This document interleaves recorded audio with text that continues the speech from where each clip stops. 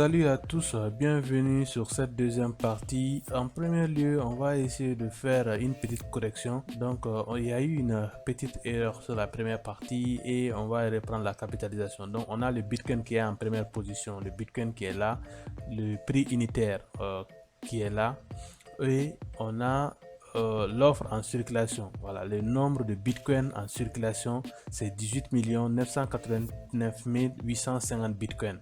Et quand on multiplie le nombre de Bitcoin en circulation par le prix unitaire, on a la capitalisation du marché du Bitcoin. Donc c'est comme ça que ça marche.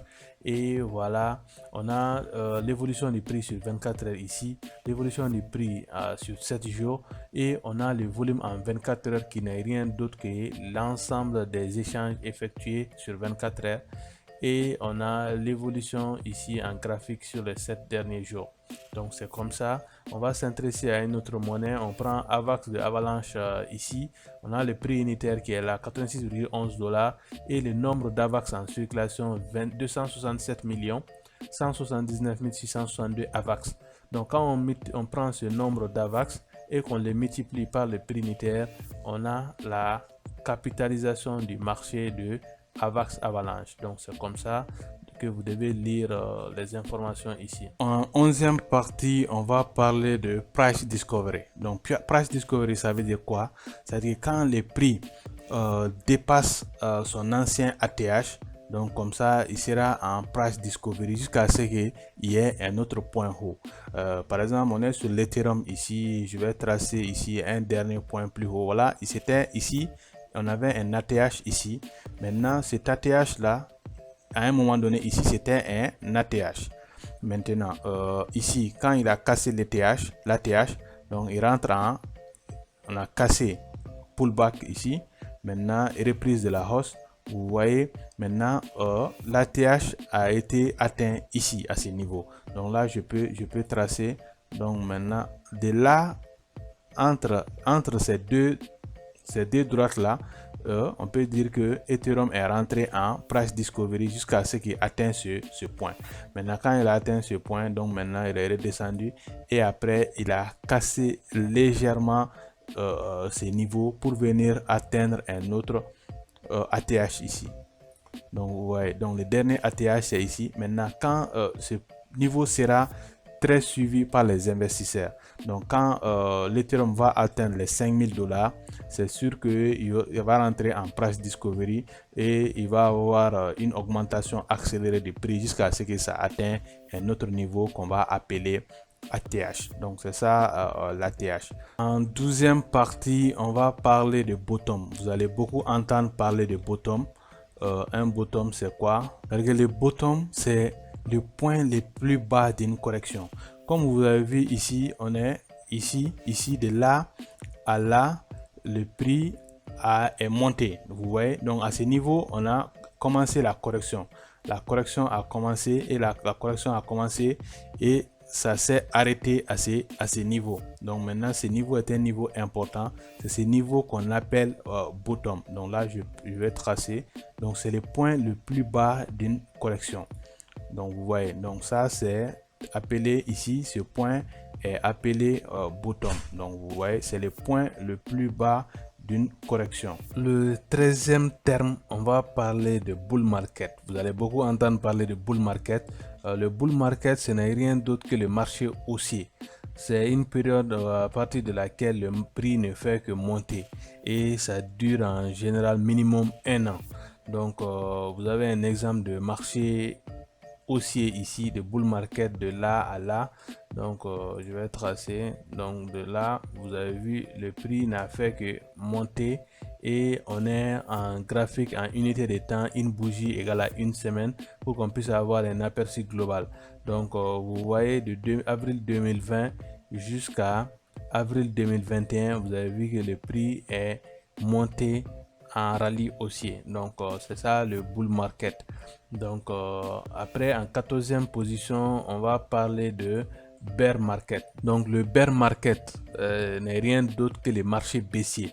Donc c'est le contraire du marché haussier, le bull market. Donc quand vous attendez bear market, ça veut dire que le marché va chuter de façon progressive pendant minimum 1 an. Donc voilà, minimum 1 an, ça peut aller au-delà. Donc minimum 1 an, le prix ne fait que chuter seulement. Donc si je trace ici, vous allez voir que le prix a chuté. Voilà. Donc vous voyez, on est en graphique unité de temps, une bougie égale à une semaine pour qu'on puisse avoir une vision large. Donc si vous remarquez bien, vous voyez que de décembre 2017, le prix n'a fait que chuter jusqu'en décembre 2018. Donc vous voyez, c'est ça qu'on appelle le bear market. Donc quand on est en bear market, à chaque baisse, à chaque chute, quand vous achetez, vous allez perdre. Vous allez perdre jusqu'au fond. Donc il est vraiment déconseillé d'investir en bear market et il est conseillé d'investir en bull market et au bon moment du bull market. Le 15e terme, c'est airdrop. Donc les airdrops sont trop fréquents en crypto-monnaie. Ce n'est rien d'autre que la distribution des crypto-monnaies gratuitement. Donc vous avez des développeurs de crypto-monnaies, des gens qui créent des crypto-monnaies. Donc maintenant, à la création des crypto-monnaies ou à un moment donné, à une phase de leur projet, à une phase de la monnaie, donc ils vont décider de lancer un airdrop. Maintenant, cet airdrop là va constituer à distribuer des jetons pour pouvoir augmenter le nombre de jetons en circulation et pour pouvoir faire la promotion de leur projet. Donc c'est un peu ça les airdrops. Donc il y a des airdrops qui ont des conditions, il y a des airdrops qui n'ont aucune condition. Le 16e terme qu'on va voir, c'est ICO. Donc les ICO, Initial Coin Offering, c'est une sorte de levée de fonds en crypto-monnaie. Vous avez des développeurs qui ont un nouveau projet et ils veulent avoir des moyens pour financer le projet. Donc ils vont faire un white paper dans lequel ils vont expliquer le projet. Ça va servir à quoi, qu'est-ce qu'ils vont faire, quelle va être la différence avec les concurrents, voilà, pourquoi ça. Maintenant, quand ils vont expliquer, après ils vont dire, bon, pour lancer la monnaie, ils ont besoin de temps. Si par exemple, on a une équipe qui a besoin de 100 000 francs CFA pour lancer une crypto-monnaie B. Maintenant, l'équipe va faire son white paper et va lancer son ICO. Maintenant, l'équipe va dire, bon, maintenant, nous, on a besoin de 100 000 francs CFA. Et pour les 100 000 francs CFA, vous allez nous donner du Bitcoin. Maintenant, si vous nous donnez du Bitcoin, nous allons vous donner tant de quantités de notre crypto-monnaie. Mais à la base, leur nouvelle crypto-monnaie, qui est la crypto-monnaie B, ne vaut rien du tout. Donc, on ne peut pas les vendre, on ne peut rien en faire. La valeur ne vaut rien sur le marché. Donc vous, quand en tant qu'investisseur, si vous lisez le projet et que vous êtes convaincu par le projet, automatiquement vous allez leur apporter votre Bitcoin et ils vont vous donner leur nouveau jeton qui n'est pas mis sur le marché, qui n'a même pas été créé d'abord. Maintenant, c'est au lancement de Ethereum, Vitalik Buterin avait fait une ICO où il devait collecter du Bitcoin contre de l'Ethereum. Donc celui qui amène des Bitcoins, on leur donnait des ETH. Mais les ETH n'étaient pas encore sur le marché, les ETH ne valaient rien du tout. Donc c'est un peu ça les ICO. Et après les ICO, quand les ICO est bouclé, par exemple quand l'équipe dit qu'il a besoin de 100 000 francs CFA, ils doivent collecter les 100 000. Après avoir fini de collecter les 100 000, c'est en ce moment que le projet va démarrer. Maintenant, s'ils n'arrivent pas à réunir les 100 000 francs, ils vont mettre en place une procédure de remboursement des investisseurs parce que le projet ne va pas voir le jour. Donc en 17e position, on va voir le Launchpad. Un Launchpad, c'est quoi? C'est une plateforme qui va lancer des nouvelles crypto-monnaies.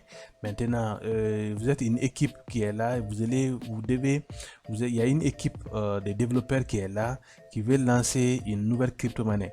Maintenant, l'équipe, au lieu d'aller faire des publicités, essayer de lancer, essayer de trouver la confiance des investisseurs, ils vont passer par cette plateforme qui va lancer qui va faire, voilà, qu'on va appeler Launchpad. C'est cette plateforme qui va lancer la nouvelle crypto-monnaie. Maintenant, la plateforme va vous dire, bon, maintenant, il faut venir bloquer telle monnaie, comme ça, quand le projet sera activé, quand on va lancer la monnaie, on va vous donner gratuitement des jetons de cette nouvelle crypto-monnaie.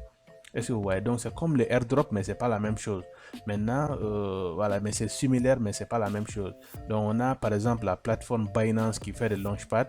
Maintenant, pour participer au Launchpad, tu dois bloquer du BNB et du BUSD. Voilà, qui sont les monnaies natives de Binance. Donc c'est un peu ça.